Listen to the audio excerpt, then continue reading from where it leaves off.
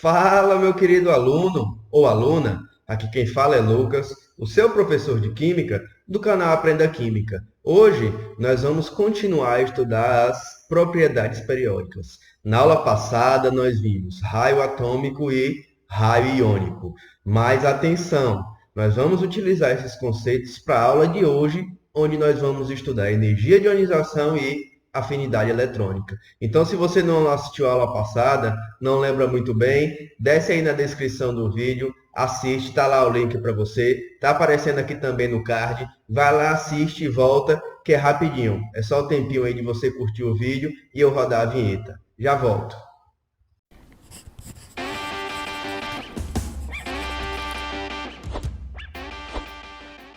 Então vamos lá entender de uma vez por todas o que é essa tal de energia de ionização. O próprio nome está dizendo, é energia para se fazer uma ionização. Você lembra dos assuntos anteriores que os átomos podem perder elétrons para se transformarem em cátions? Ou seja, esse processo nós chamamos de ionização. Essa perda de elétrons ela exige uma energia. Essa energia nós chamamos de energia de ionização. Então, observe o que está descrito aqui. É a energia necessária. Ou seja, esse processo gasta energia para remover um elétron de um átomo no seu estado fundamental, que significa em seu estado natural, ou seja, neutro, e é preciso que esse átomo também esteja gasoso. Observe a equação. Eu forneço essa energia a um átomo gasoso. Esse átomo perde um elétron e se transforma em um cátion, liberando esse elétron. Sendo assim, nós temos aí uma equação de ionização. Vamos analisar como essa energia de ionização varia na tabela periódica. Para isso, nós vamos retomar os conceitos que nós vimos lá de tamanho do átomo. O tamanho do átomo tem total relação com a energia gasta para retirar esse elétron. Observemos agora dois elementos químicos para a gente verificar como varia a energia de ionização. Observe aqui, o hélio e o sódio. Nós temos um átomo menor, que é o hélio, que possui 2 elétrons na primeira camada, e nós temos o sódio, que é um elemento que possui 3 camadas, com 2 na primeira camada, 8 na segunda e 1 na terceira camada. Você também se lembra que para retirar esse elétron é retirado da última camada, ou seja, a camada de valência. E você também lembra da aula passada que o que atrai esse elétron é o núcleo. Nós vimos carga nuclear efetiva. Então, esse elétron que precisa sair, ele está sendo atraído por esse núcleo. Então, nós temos aqui, observe o hélio.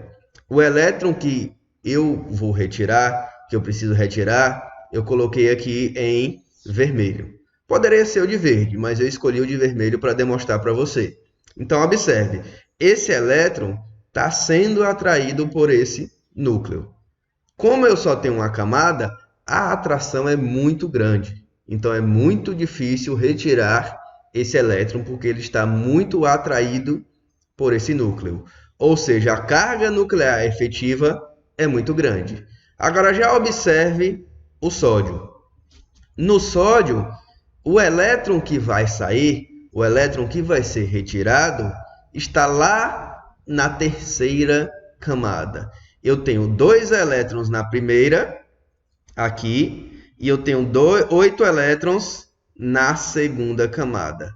Perceba que esses elétrons, eles impedem a carga do núcleo chegar nesse último elétron da camada de valência.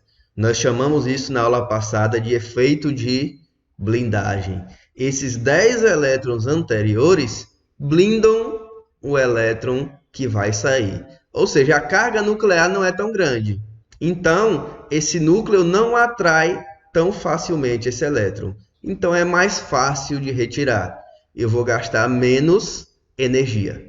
Você aí já se ligou, já percebeu que quanto menor o átomo, maior vai ser a atração. Então mais difícil vai ser retirar esse elétron. E quanto maior, mais fácil. Então você já pensou, quanto menor o átomo, maior será a energia de ionização. E é inversamente proporcional ao raio.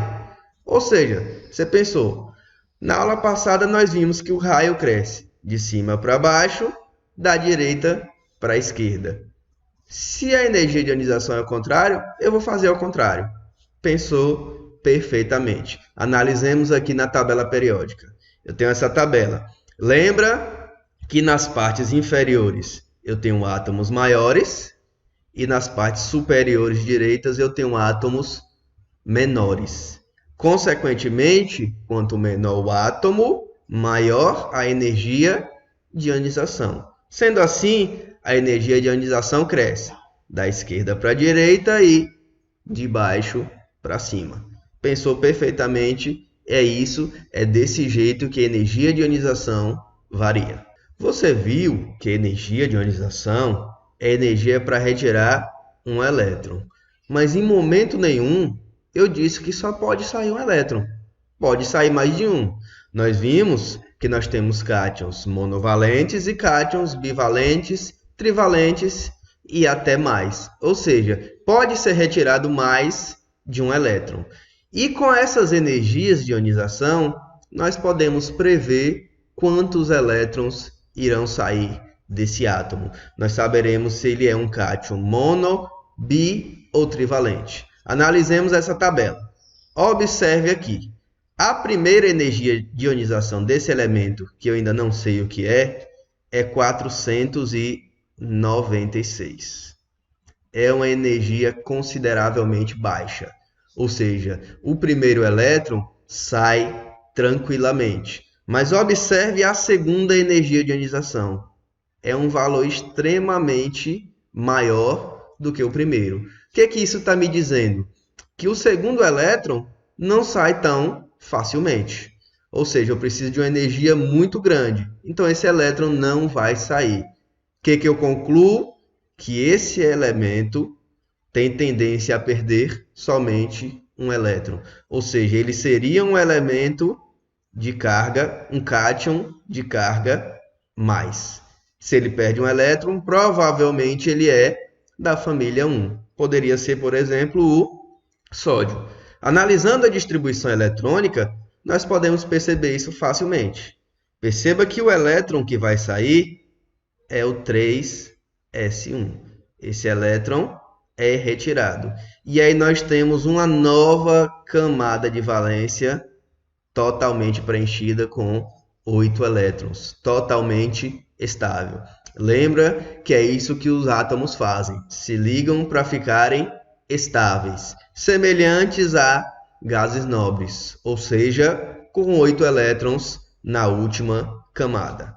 Observe o segundo elemento. A primeira energia de ionização é relativamente baixa, 738. A segunda aumenta, mas não aumenta consideravelmente. É um valor ainda pequeno. Ou seja, sai o primeiro elétron, o segundo também sai. Mas olhando a terceira energia de ionização, é um valor muito grande.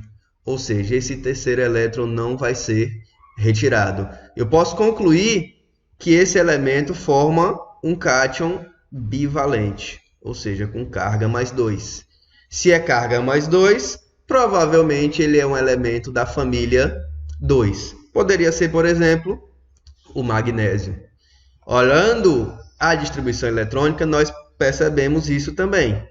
Ou seja, a camada de valência é retirada, ele perde esses 2 elétrons, e nós temos uma nova camada de valência totalmente estável. Observando agora o terceiro elemento, nós temos primeira de energia de ionização relativamente baixa, a segunda não aumenta consideravelmente e a terceira também o aumento é pequeno. Ou seja, percebemos que 3 elétrons serão retirados desse átomo. Então, ele vai formar um cátion trivalente. Olhando a distribuição eletrônica, nós percebemos isso. Perceba aqui a camada de valência 3s2, 3p1. Quando ele perde esses 3 elétrons, nós temos uma nova camada de valência estável, com 8 elétrons, semelhante a um gás nobre. Então, resumindo, quanto menor o átomo, mais difícil vai ser retirar esse elétron. Quanto maior o átomo, mais fácil vai ser, menor energia eu terei. Com esse quadro, eu posso resumir o seguinte. Nós observamos que a primeira energia de ionização é sempre menor que a segunda. E é sempre menor que a terceira, e assim sucessivamente. Essa regra é fixa. Primeira energia de ionização é sempre menor que a segunda, sempre menor que a terceira, e se houverem mais, serão maiores do que essas anteriores. O raciocínio da afinidade eletrônica é bem parecido com o da energia de ionização. Só que ao invés do átomo perder elétrons, ele vai ganhar elétrons, ou seja, esse elétron vai ser adicionado a esse átomo. Nós vimos na energia de ionização que para retirar um elétron, nós gastamos energia. É necessário energia para retirar esse elétron. Na afinidade eletrônica, ou seja, ao adicionar um elétron a um átomo, essa energia é liberada. Ou seja, é a energia liberada quando se adiciona um elétron a um átomo em seu estado neutro, ou seja, fundamental e gasoso. É isso que nós temos aqui nessa equação. Um átomo neutro, gasoso, recebendo um elétron e se transformando em um ânion, ou seja, um íon de carga negativa. Analisando, nós podemos perceber a relação do tamanho do átomo com a afinidade eletrônica. Analisemos 2 elementos químicos. Tenho aqui o sódio com 3 camadas, que é o exemplo que nós vimos na energia de ionização, e o flúor com 2 camadas. Ou seja, o sódio é um elemento maior do que o flúor. Lembra que o que atrai esse elétron que vai ser adicionado a esse átomo é o núcleo. Então, quanto menor o átomo, maior eu vou ter a atração do núcleo em relação a esse elétron que vai ser adicionado nessa última camada, ou seja, na camada de valência. Perceba no sódio, nós temos 10 elétrons, na verdade 11 elétrons anteriores a esse elétron que vai ser adicionado. Elétrons da mesma camada não se blindam, então eu tenho 10 elétrons das camadas anteriores blindando esse elétron que vai ser adicionado. Então, a carga do núcleo em relação a esse elétron não é tão forte. Então, é mais difícil colocar esse elétron. Agora, observe o flúor. Eu tenho 2 elétrons de camadas anteriores blindando esse novo elétron que vai ser adicionado. Apesar de eu ter esses outros 7 nessa segunda camada, elétrons da mesma camada não se blindam. Então, se eu tenho um átomo menor, somente com 2 camadas, a atração do núcleo em relação a esse elétron vai ser maior. Então, vai ser mais fácil de adicionar esse elétron. Você já percebeu? Quanto menor o átomo, mais fácil vai ser o elétron ser adicionado. E quanto mais fácil, maior a energia liberada. Então, você já percebeu também, quanto menor o átomo, maior será a afinidade eletrônica. O próprio nome diz, é afinidade, ou seja, atração pelos elétrons que um átomo tem. Analisando as distribuições eletrônicas, nós podemos entender por que essa atração por esses elétrons. Temos aqui o sódio com 3 camadas e vamos analisar as duas últimas camadas. Eu tenho aqui 3 orbitais p e um orbital s. Nos orbitais p eu tenho 6 elétrons. Vamos lá colocar esses 6 elétrons, obedecendo a regra de Rand e o princípio da exclusão de Pauli. E nesse subnível S eu tenho um elétron. Perceba que esse subnível S está semi-preenchido. Então, esse átomo, esse elétron, ele pode ser adicionado aqui ou eu posso retirar esse elétron.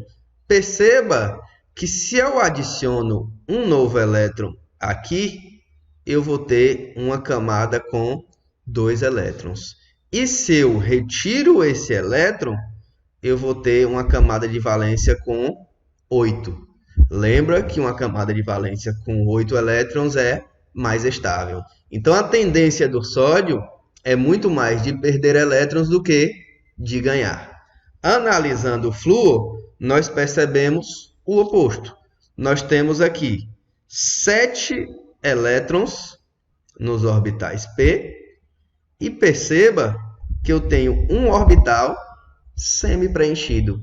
Então, se eu adiciono um elétron aqui, esse elétron para baixo, eu vou ter uma camada totalmente preenchida, totalmente estável. Então, eu posso dizer que o flúor tem muito mais afinidade em ganhar elétrons do que em perdê-los. Você já percebeu a relação do raio com a afinidade eletrônica. Então, nós percebemos que quanto menor, maior afinidade. Então, a afinidade eletrônica tende da mesma forma que a energia de ionização, da esquerda para a direita e de baixo para cima. Observe que os gases nobres estão aqui separados. Eles não entram na afinidade eletrônica.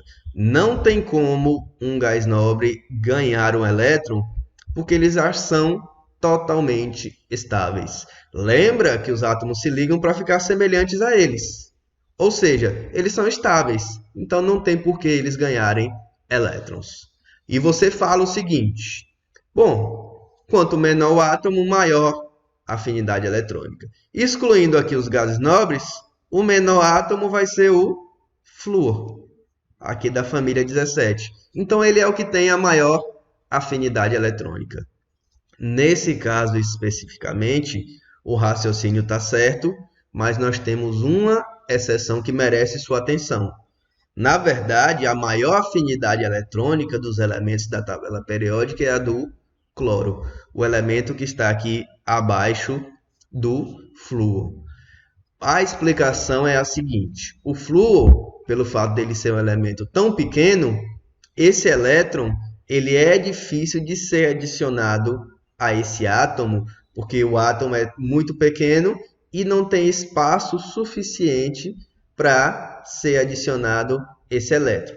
Ele é adicionado, na verdade, mas ele é com mais dificuldade do que com o cloro, que é um átomo maior, e esse elétron consegue ser adicionado mais facilmente. E assim, chegamos ao final de mais esta aula.